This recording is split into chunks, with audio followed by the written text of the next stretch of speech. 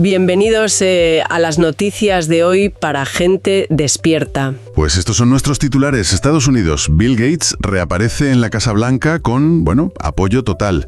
Reino Unido. Vacunas COVID bajo sospecha. Posibles vínculos con cáncer en la Casa Real. Estados Unidos. Robert Kennedy denuncia la desaparición de casi 500.000 de niños inmigrantes. Vaya cifra. Francia. El gobierno planea limitar la sanidad gratuita a inmigrantes sin papeles. El debate, claro, se extiende a España. Internacional. Europa revisa la eficacia de las mamografías en los cribados masivos de cáncer de mama. Y Europa. Avanza la propuesta Chat Control 2.0. Alerta sobre vigilancia masiva y el fin de la privacidad digital. Pues vamos allá. Arrancamos en Estados Unidos, donde Bill Gates, parece estar de vuelta, ¿no? En el epicentro político hay constancia de su presencia en una cena en la Casa Blanca y no estaba solo. No, para nada. Lo acompañaban figuras de mucho peso. Donald Trump, Mark Zuckerberg de Meta, Tim Cook de Apple, incluso Sam Altman de OpenAI. Vamos, una reunión de altísimo nivel. Sí, una constelación de poder tecnológico y político, vamos. Efectivamente. Y la agenda oficial, mencionaba innovación, inteligencia artificial, salud global. Es inevitable, claro, que la presencia de Gates en ese contexto, nos recuerde su papel durante la pandemia, ¿verdad? Totalmente. Fue una de las figuras clave en la promoción global de la vacunación masiva. Cierto. Y según la información que manejamos, no parece haber abandonado esa línea, ¿eh? Se habla de que sigue impulsando nuevas tecnologías sanitarias, parches dérmicos, aerosoles, inyecciones inteligentes. Vaya. El objetivo declarado, sigue siendo alcanzar a toda la población mundial con estas soluciones. La narrativa es la de siempre, ¿no? Innovación al servicio de la salud universal. Claro, pero hay que situar esto en el tablero geopolítico. Estados Unidos y China están en plena, competencia tecnológica. Lo que se observa, según algunas interpretaciones de las fuentes, es una alianza cada vez más estrecha entre el gobierno estadounidense, las grandes tecnológicas, precisamente las representadas en esa cena, y la industria biomédica. Ya. ¿Y cuál es la lectura que se hace de esa alianza en las fuentes? ¿Simplemente cooperación para la innovación o...? Va un poco más allá. Hay análisis que sugieren que esto podría ser la base para un futuro modelo global de gestión poblacional. Gestión poblacional, suena fuerte. Sí, utilizar estas tecnologías avanzadas, incluyendo la inteligencia artificial de la que tanto se habló en esa cena, no solo para curar, sino, para administrar y monitorizar la salud a gran escala. Entonces, la gran pregunta que parece flotar en el ambiente es si estamos ante un genuino esfuerzo por mejorar la salud global a través de la tecnología. O si se trata, claro. O si se trata de una continuación quizás más sofisticada de esa agenda de control sanitario que ya vimos desplegarse durante la pandemia. Exacto. Pero ahora con herramientas mucho más potentes como la IA. ¿Dónde está el foco real? ¿En el bienestar individual y colectivo o en la capacidad de gestionar cuerpos y datos a nivel planetario? Es una disyuntiva que, la presencia de estas figuras juntas en la Casa Blanca parece poner sobre la mesa de forma muy gráfica. Desde luego. Es un desarrollo al que habrá que seguir atentos, sí, viendo cómo cristalizan esas intenciones declaradas sobre innovación y salud global. Ya veremos. Reino Unido. Vacunas COVID bajo sospecha. Posibles vínculos con cáncer en la Casa Real. Un asesor médico vinculado a Robert Kennedy Jr. ha hecho declaraciones públicas y cita a un oncólogo británico, del que no se ha revelado el nombre, sugiriendo una posible conexión entre las vacunas contra la COVID-19 y los recientes diagnósticos de cáncer en miembros de la Casa Real. Buf, esto choca frontalmente con el discurso oficial que acompañó la campaña de vacunación. No es así. Recuerdo que se insistió muchísimo en la seguridad y se minimizaron los posibles efectos adversos graves. Totalmente. Gobiernos y farmacéuticas aseguraron de forma casi unánime la seguridad de las vacunas. Por eso, esta declaración resulta tan controvertida. Y el hecho de que se mencione específicamente a la familia real, que se supone que tiene acceso a la mejor atención médica y está, altamente protegida. Claro. Pues se interpretan algunas lecturas como una señal significativa. ¿Significativa en qué sentido? Como una posible fisura en el silencio. El razonamiento implícito es: ¿qué seguridad real tuvieron los ciudadanos de a pie, con menos información y capacidad de elección? Ya, entiendo. Pone en cuestión toda la narrativa de seguridad absoluta que se promovió. Exacto. Se sigue promoviendo una nueva generación de biotecnología con promesas muy similares de salud para todos. Precisamente. Es una paradoja que señalan las fuentes, sí. Se impulsa lo nuevo, sin que aparentemente se haya hecho una rendición de cuentas completa sobre lo anterior. Los responsables de aquella campaña masiva, pues no parecen haber respondido por posibles fallos o consecuencias no previstas. Esto nos lleva directamente a la cuestión de la responsabilidad y la confianza, ¿no? La confianza depositada en el sistema. Si estas informaciones apuntan a posibles riesgos no comunicados, ¿cómo afecta eso a la disposición de la sociedad a aceptar futuras intervenciones sanitarias masivas? Es la pregunta clave que se desprende de esta noticia, sin duda. Plantea si la ciudadanía seguirán, confiando sus cuerpos a un sistema que, según estas alegaciones, podría haber operado como un gran laboratorio sin ofrecer total transparencia ni asumir responsabilidades posteriores. Claro. Se cuestiona la base misma de la relación entre el poder, la ciencia médica y la población en esta era biotecnológica. ¿Hay memoria? ¿Hay justicia en este ámbito? Son preguntas muy serias. Muy serias, sí.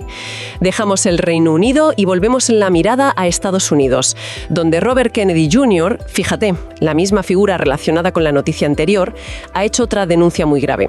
Esta vez sobre inmigración. Sí. En una entrevista televisiva de alcance nacional afirmó algo realmente estremecedor, que la administración Biden ha perdido la pista de casi 500.000 de niños inmigrantes. ¿Medio millón? Casi 500.000. Niños que, en teoría, deberían estar bajo algún tipo de custodia o supervisión estatal al haber cruzado la frontera. 500.000. Es una cifra, es difícil de procesar. ¿Aportó algún dato más en esa denuncia? ¿Algún detalle? Según Kennedy, durante la administración anterior, la de Trump, ya se habían localizado unos 22.000 menores en situación similar y afirmó que existe el compromiso de seguir buscando al resto durante el actual mandato. Pero la escala del problema, ese casi 500.000, es lo que resulta, abrumador. Es que no hablamos de expedientes perdidos, hablamos de niños. Las implicaciones son terribles. ¿Qué podría haber pasado con ellos? Pues las fuentes que comentan esta denuncia barajan los peores escenarios, claro. Desde redes de trata de personas, explotación laboral, hasta un simple abandono institucional. Niños que entran en el sistema y, por fallos burocráticos, negligencia o falta de recursos, simplemente desaparecen del radar oficial. Quedan en una situación de vulnerabilidad extrema. Es que sugiere un fallo sistémico tremendo de protección a la infancia bajo tutela estatal. Exacto. Y lo que también resulta llamativo, según apuntan algunas crónicas, es la escasa repercusión mediática que ha tenido esta denuncia, comparada con otros temas que ocupan la agenda diaria, vamos. Cierto. Una afirmación de esta magnitud sobre la desaparición potencial de 500.000 de niños vulnerables bajo responsabilidad del Estado y sin embargo no parece haber generado una gran crisis informativa o política en los principales medios. Es curioso, cuanto menos. Esto nos obliga a reflexionar sobre el valor que se le da a la vida humana dentro de ciertos sistemas, ¿no? Si un Estado puede perder a tal cantidad de niños sin que salten todas las alarmas y haya consecuencias drásticas, ¿qué dice eso sobre sus prioridades? Sobre su compromiso real con los derechos humanos, especialmente los de los más indefensos. Esa es la reflexión central que emerge, sí. No se trata solo de si los encontrarán o no, que ojalá, sino de cómo es posible que un sistema que se declara protector pueda permitir que los niños, sobre todo los inmigrantes, sean tratados casi como elementos prescindibles, ¿sabes? Sí, como si fueran números. Extraviados en la maquinaria administrativa o la indiferencia política. Cuestiona la propia humanidad del sistema, la verdad. Esta cuestión de la gestión de la inmigración y los recursos nos lleva a Europa, concretamente a Francia. Allí también hay un debate intenso sobre los derechos de los inmigrantes, en este caso relacionado con la sanidad. Sí, el gobierno francés, con François Bayrou a la cabeza, ha propuesto limitar el acceso a la ayuda médica estatal, la AME. Esta es la cobertura sanitaria que hasta ahora recibían de forma gratuita los inmigrantes en situación irregular, los llamados sin papeles. Bayrou defiende la medida como de sentido común.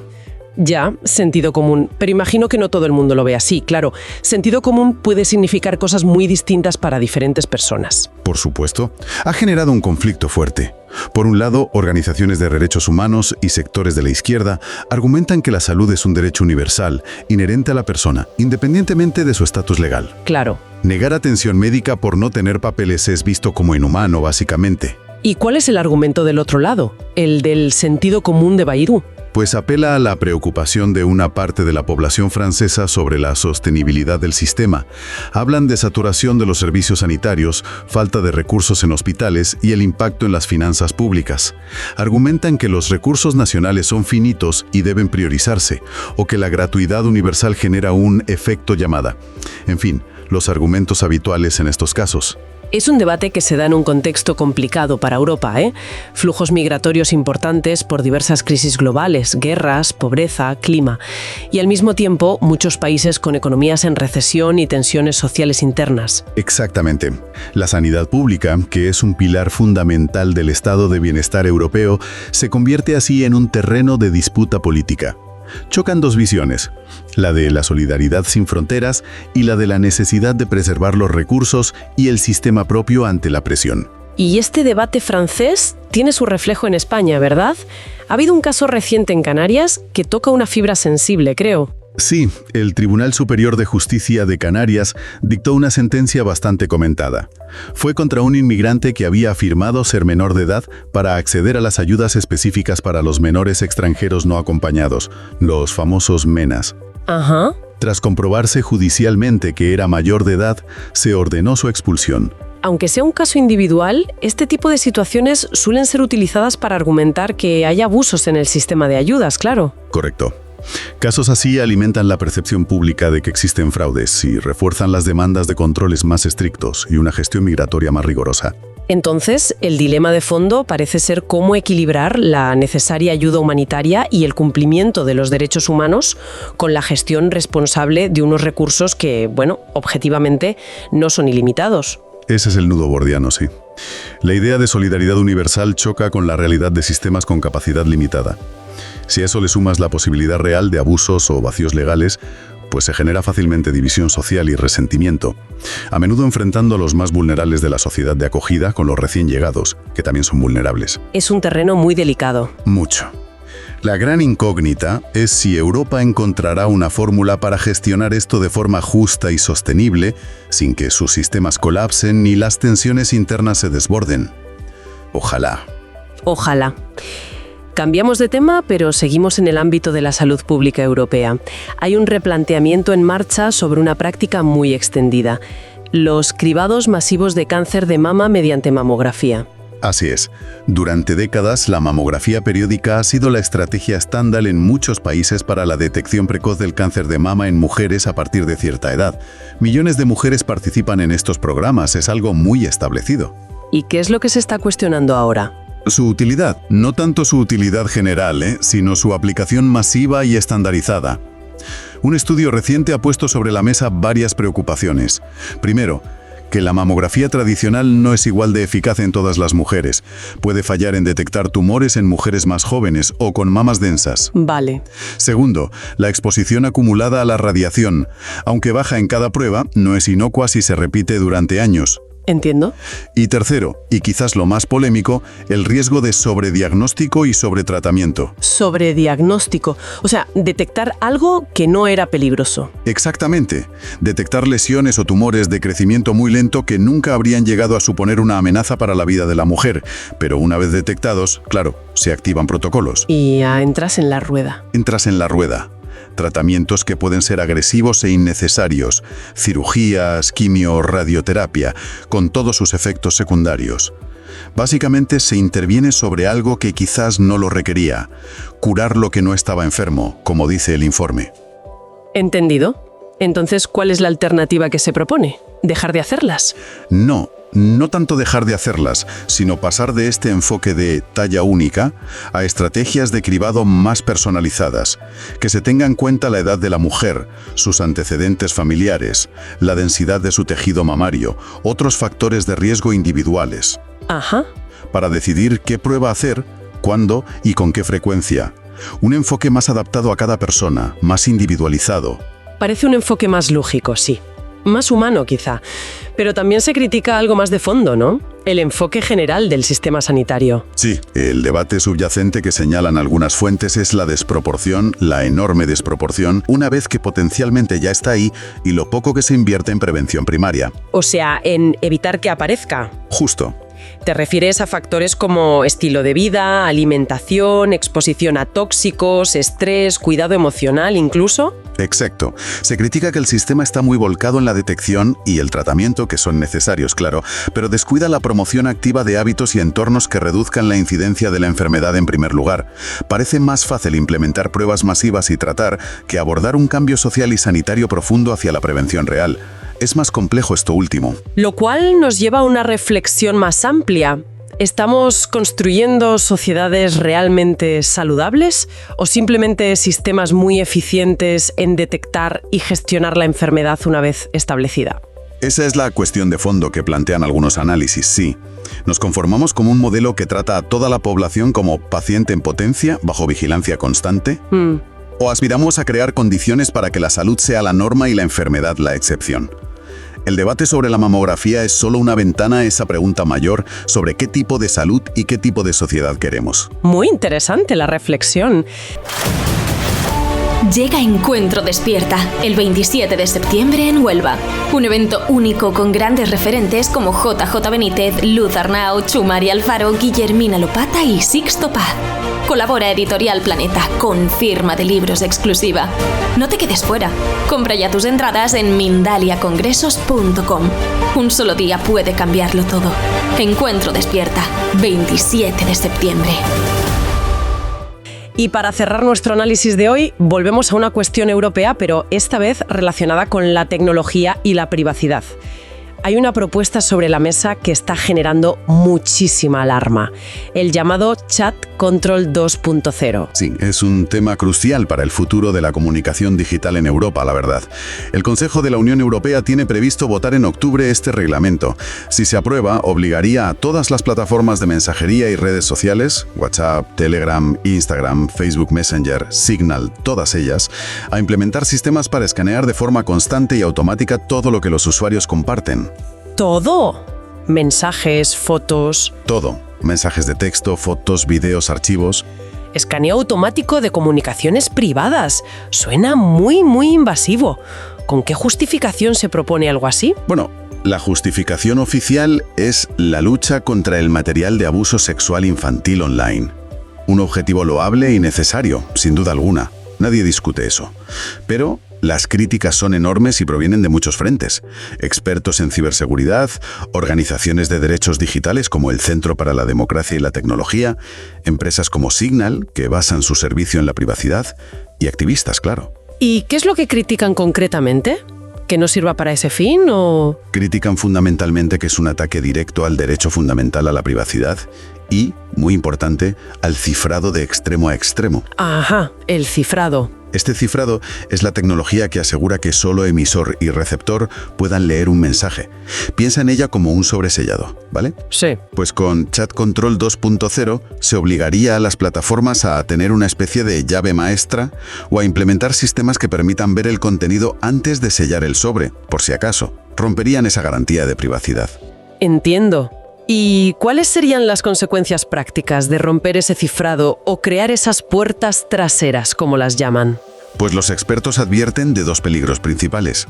Primero, que estas puertas traseras debilitan la seguridad de todas las comunicaciones, no solo las de los sospechosos. Crean vulnerabilidades que podrían ser explotadas por ciberdelincuentes, espías industriales o incluso gobiernos autoritarios para vigilar a disidentes, periodistas o ciudadanos comunes. Cualquiera podría usarlas. Vaya. Segundo, critican que se privatiza la justicia. Serían algoritmos de empresas como Google, Meta o Microsoft los que decidirían qué es sospechoso y digno de ser reportado a las autoridades. O sea, una máquina decide. Actuando como un primer filtro judicial automatizado y masivo, sin supervisión humana inicial ni garantías procesales. Pero esta propuesta ya se había intentado antes, ¿no? Me suena que generó mucha polémica ya. La actual presidencia danesa del Consejo de la UE ha conseguido reactivarla y cuenta con el apoyo de países importantes como Francia y España. Ajá. Parece que el voto de Alemania será clave en la reunión de octubre. Si Alemania apoya, el Consejo daría luz verde y la propuesta volvería al Parlamento para su debate final. O sea que estamos en un momento crítico. Pues sí que lo es. Lo que está en juego es enorme. La reflexión inevitable es que la protección de la infancia, que es absolutamente necesaria, no debería usarse como pretexto para establecer una vigilancia generalizada sobre toda la población. Claro, es buscar el equilibrio. Si Chat Control 2.0 se aprueba, Europa podría estar sentando un precedente muy peligroso, creando un entorno digital donde la privacidad deja de ser la norma y todos somos tratados por defecto como potenciales sospechosos. La libertad de expresión y comunicación privada quedaría seriamente comprometida. Sería un cambio de paradigma brutal. Sin duda, un tema al que habrá que seguir muy de cerca en las próximas semanas. Con esta alerta sobre el futuro de la privacidad digital en Europa, pues cerramos nuestro análisis de hoy. Para terminar nuestro boletín, les dejamos con las palabras del que fuera presidente de Uruguay, José Mujica, en un discurso ante la ONU. ¿Quieres aprender a conectar con la sabiduría de tu alma? Ya están abiertas las inscripciones para el Diplomado Lector de Registros Akáshicos, Generación 17. Iniciamos en octubre de 2025, en vivo por Zoom, con la guía de Ana Miotti, que cuenta con 18 años de experiencia enseñando a canalizar la energía de los registros akáshicos. Tu alma ya conoce el camino y las respuestas que necesitas para transformar tu vida. Inscríbete ahora en www.anamiotti.com o escribe al +52 555 505 4123. El desafío que tenemos por delante es de una magnitud de carácter colosal y la gran crisis no es ecológica, es política. El hombre no gobierna hoy las fuerzas que ha desatado, sino que las fuerzas que ha desatado lo gobiernan al hombre. Porque no venimos al planeta para desarrollarnos en términos generales. Venimos a la vida intentando ser felices. Porque la vida es corta y se nos va. Y ningún bien vale como la vida, y esto es elemental. Pero si la vida se me va a escapar, trabajando y trabajando para consumir un plus, y la sociedad de consumo es el motor, porque en definitiva si se paraliza el consumo o si se detiene la economía, y si se detiene la economía es el fantasma del estancamiento para cada uno de nosotros. Pero ese hiperconsumo, a su vez, es el que está agrediendo al planeta, y tiene que generar ese hiperconsumo cosas que duren poco, porque hay que vender mucho, y una lamparita eléctrica no puede durar más de 1000 horas prendida. Pero hay lamparitas eléctricas que pueden durar 100.000, 200.000 horas, pero esas no se pueden hacer, porque el problema es el mercado, porque tenemos que trabajar, y tenemos que tener una civilización de uso y tire, y estamos en un círculo vicioso. Estos son problemas de carácter político que nos están diciendo la necesidad de empezar a luchar por otra cultura. No se trata de plantearnos volver al hombre de las cavernas, ni tener un monumento del atraso. Es que no podemos indefinidamente continuar gobernados por el mercado, sino que tenemos que gobernar el mercado. Por ello digo que el problema es de carácter político, en mi humilde manera de pensar. Porque los viejos pensadores definían, Epicurio, Séneca, pobre no es el que tiene poco, sino que verdaderamente pobre es el que necesita infinitamente mucho y desea y desea y desea más y más. Y pague cuota y cuando quiera acordar. Es un viejo reumático como yo y se le fue la vida. Y uno se hace esta pregunta. Ese es el destino de la vida humana. Estas cosas son muy elementales. El desarrollo no puede ser en contra de la felicidad. Tiene que ser a favor de la felicidad humana, del amor, arriba de la tierra, de las relaciones humanas, de cuidar a los hijos, de tener amigos, de tener lo elemental. Precisamente porque eso es el tesoro más importante que tiene. Cuando luchamos por el medio ambiente, el primer elemento del medio ambiente se llama la felicidad humana. Gracias. Que tengan un día lleno de oportunidades para hacer el bien.